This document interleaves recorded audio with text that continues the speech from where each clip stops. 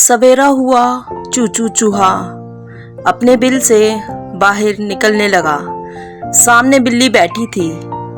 चूहे ने सोचा, मैं बाहर निकला तो बिल्ली मुझे खा जाएगी।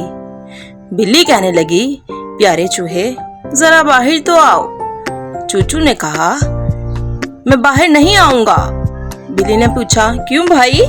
चूचू कहने लगा, मैं बाहर आऊंगा तो तुम मुझे खा जाओगी। बिल्ली ने कहा, अल्लाह ना करे, मैं तुम्हें क्यों खाऊंगी? मैं तो तुम्हें दोस्त बनाने आई हूँ।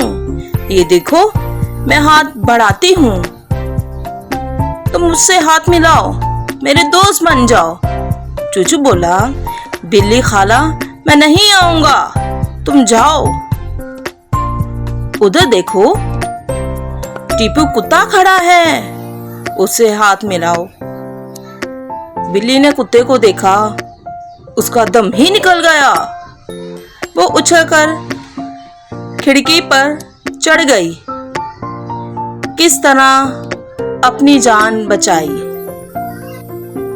तो बच्चों, इस कहानी से हमें ये सबक मिलता है कि हाथ मिलाने वाला हर कोई दोस्त नहीं होता, चाहे वो बिल्ली हो चाहे कुत्ता। Thank you. Please like my video and subscribe my YouTube channel.